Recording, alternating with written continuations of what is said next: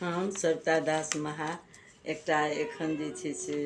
कोबरके गीत गाबि रहल छी। अहाँ सब सुनू, जेहन लागत तेहन कहब, ठीक ने? तऽ सुन जा।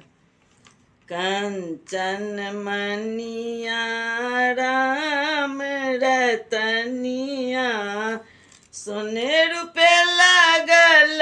के बार हे, नब बर नब कनिया, ताही कोबर लालही पलंगा उछाओल, ताही कोबर लालही पलंगा उछाओल, फूल सदेल सजाई है,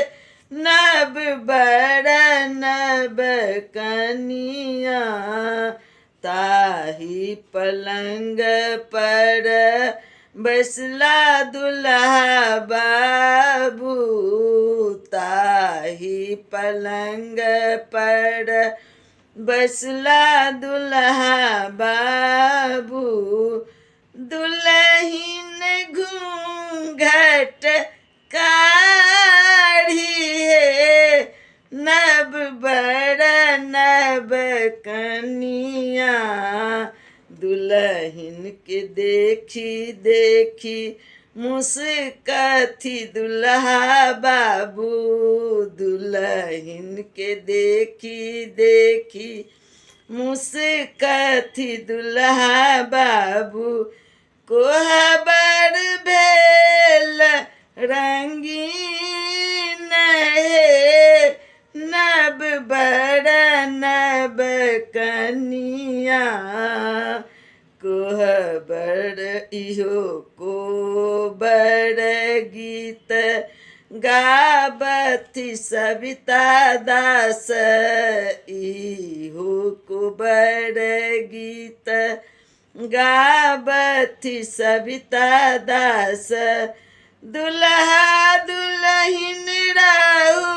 संग साथ, नब बर नब कनिया,